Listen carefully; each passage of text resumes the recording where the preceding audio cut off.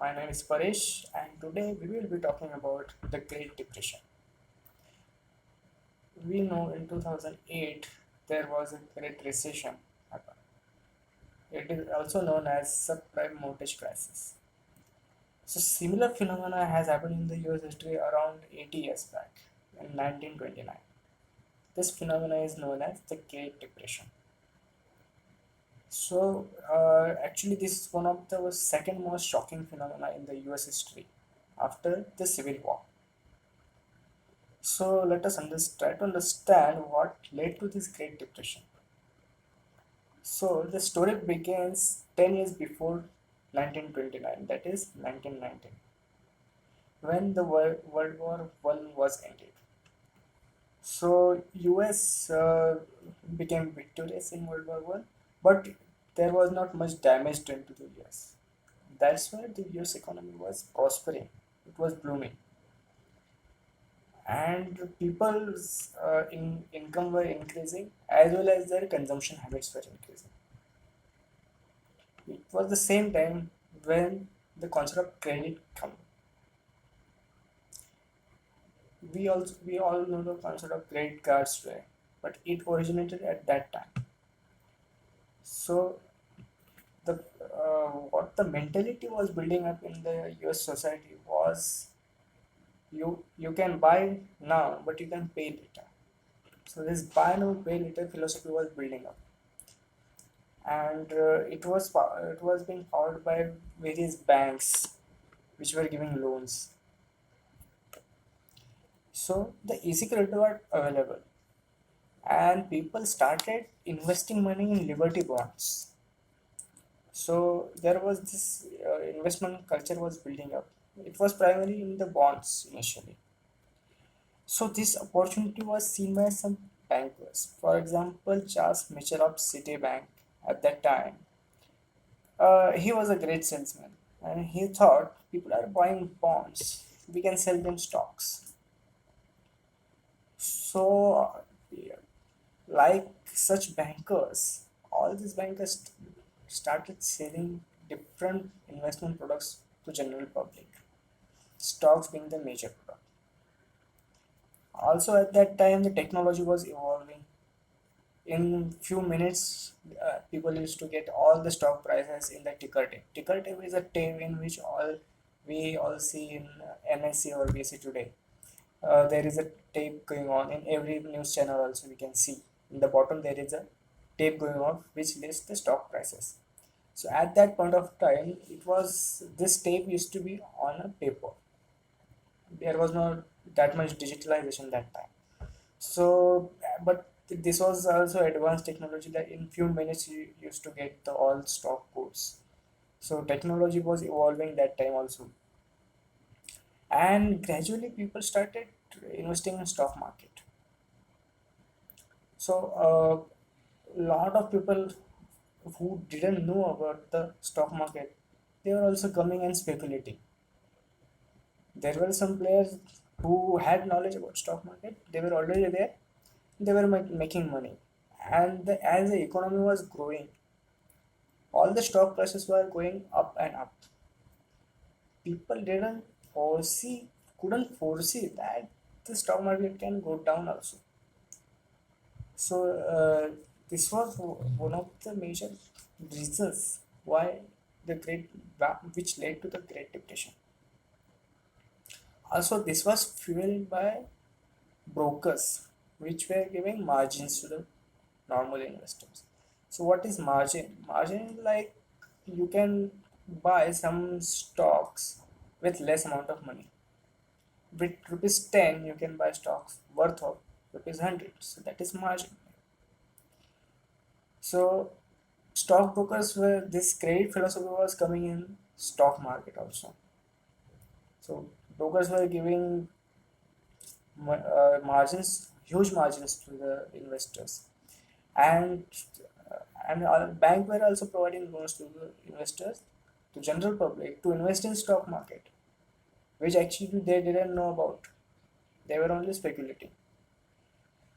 So banks were assuming banks also were under the impression that the stock prices will go up only, and within 2 3 years our money will be returned. So banks also at fall that they gave loans for investment purpose in the stock market, which was very risky. Around 47% of the loan given in 1920s were for the purpose of investment in stock market. And as the economy was growing, it was bull run. So stocks prices were going up and up.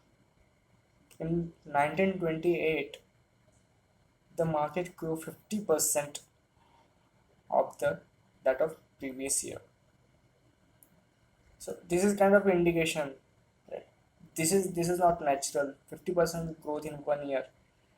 That is something one should we should take care. We should learn. We should see that this is not natural, and it will lead to imbalance. So market is like nature. If there is imbalance, it will adjust itself somehow. So at that time, manipulators were also there from J.P. Morgan's, Thomas Lemont, and all these people. They were manipulating stocks. In the groups, they were buying stocks and they were creating buzz about that stock. So after they have invested from the small price, then price would go up, and at that time people were buying, realizing, not realizing that this is a manipulation tactics of big bankers. So this kind of actually credit growth was going, and people were just buying stocks on loans. They were not investing on their own money. So this is one of the major problem that was occurring. So suddenly in 1929 October month, suddenly there was a crash. As you see, the market is going high and high. It became volatile, and one day in October, it crashed. It was not that big a crash, but it was steep. Go, looking at the growth rate at that time. On the next day, it fell even more steeper, and this fall continued for the 1 week.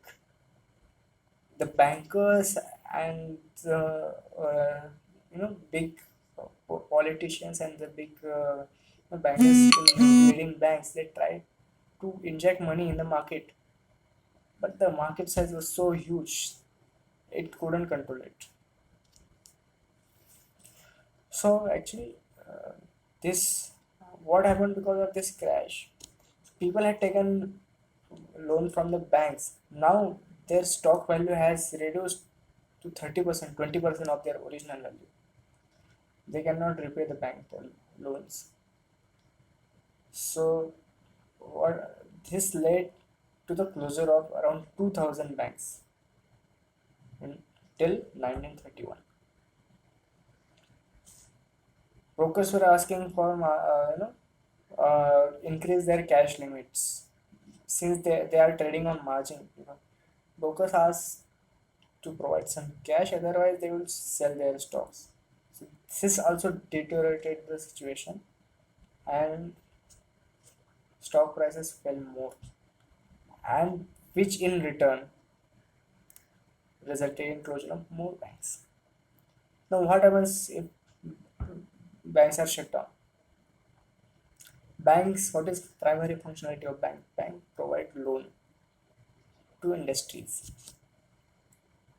If there is bank provide working capital also. Since banks were shut down, industries and companies didn't have working capital to support their production. So they had to stop production. They have to lay off. Since they have stopped production, they didn't have inventory to buy material to pay the wages of their employees. So they had to lay off the employees.